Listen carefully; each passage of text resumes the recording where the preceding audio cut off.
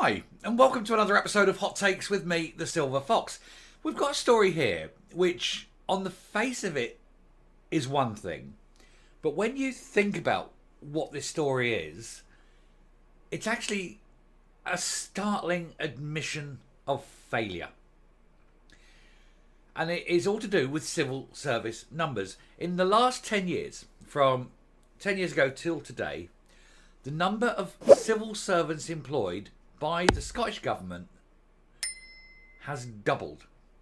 It's costing over £700 million a year just in civil servants. And one has to ask, why? We're going to have a look at this piece, but I'm going to come to a conclusion I hope that you'll agree with. But let me know in the comments what your thinking on this is.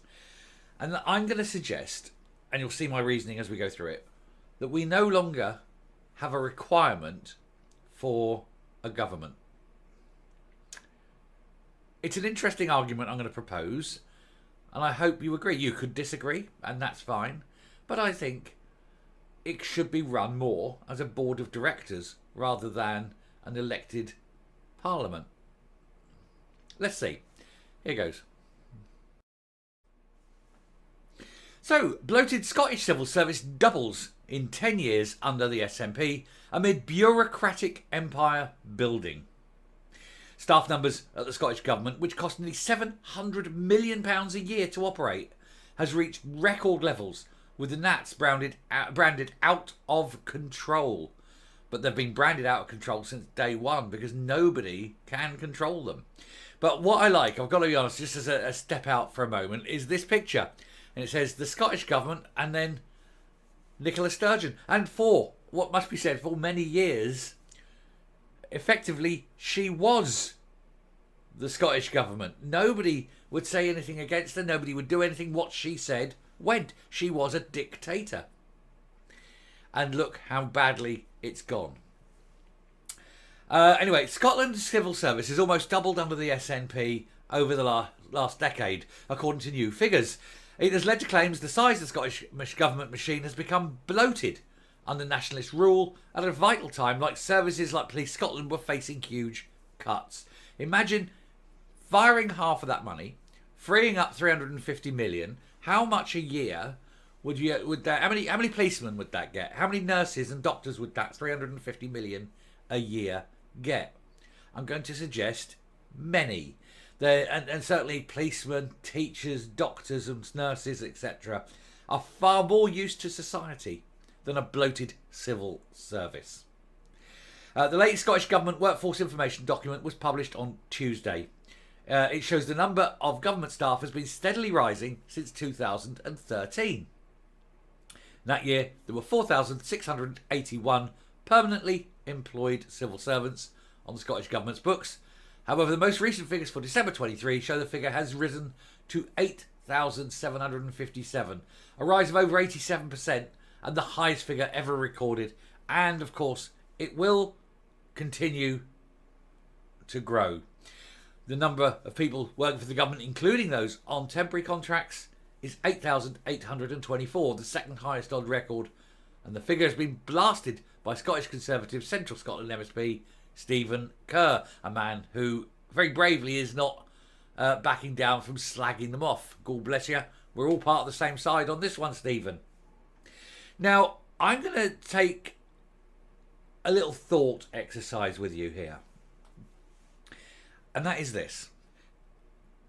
Since it must be deliberate decisions to increase the civil service by the SNP government, the reason they must be increasing the workforce, as it were, is because the people in charge, the politicians, are so talentless and stupid and incapable that they cannot do their job. And so they rely upon getting other people in who are capable of doing the job. But these other people are, of course, now civil servants.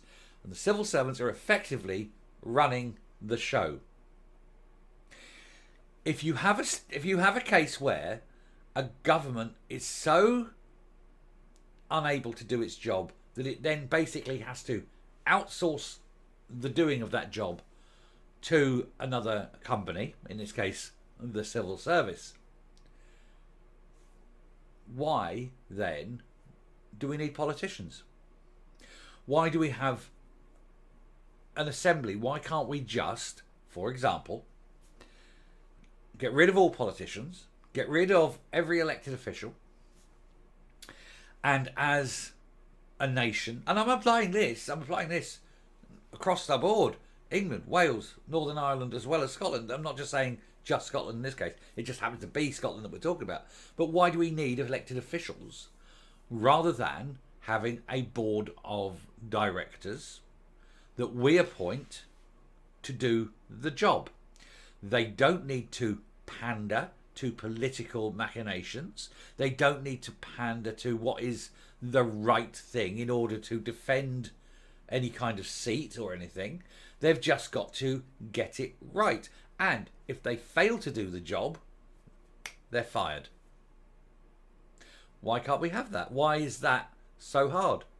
And then you have this board and they appoint people, and if people then aren't picking up the slack and doing the job, why not?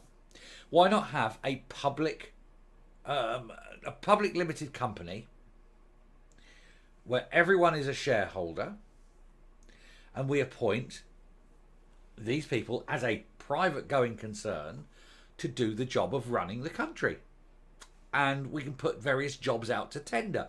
Who will run this for the cheapest amount of money?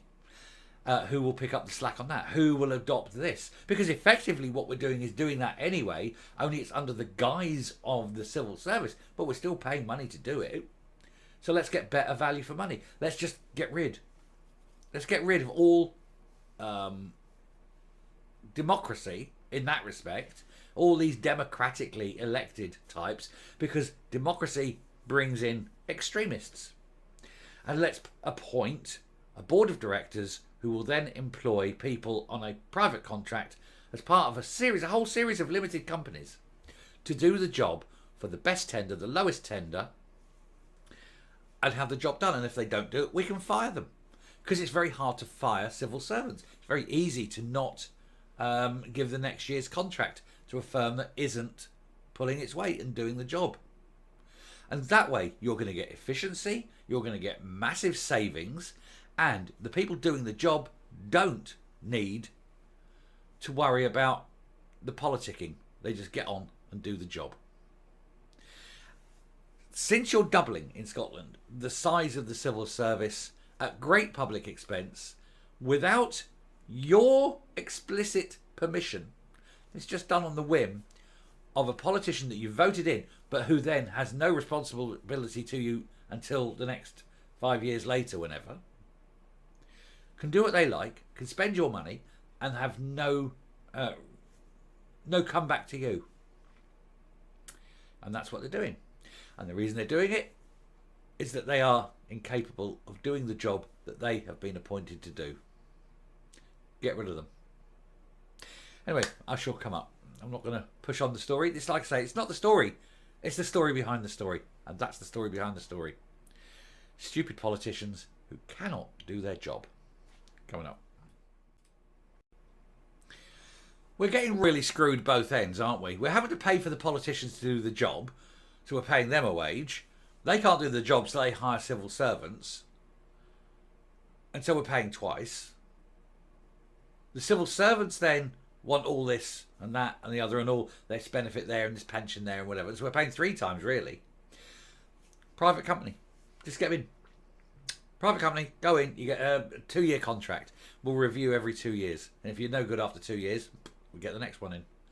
And you don't have the same company. And this is the other thing. You don't have the same company in every department. One company gets that. And every department is a different company. But if one screws up, you can get a different company in. Boom, boom, boom. And by not having one company running the entire show, you have control. Because if you have a problem with one company, it's not going to go, right, we're on strike, and pull the whole of the government down. And it's not me, is it? It's not me. It's a very clever idea. Why am I not running the country? Anyway, I shall stop there. Thank you very much for watching. Do please hit the subscribe button, ring the bell, leave a like, leave a comment. Please share the video. And until next time, stay safe, stay well, and I will speak to you later. Bye. Vote for me.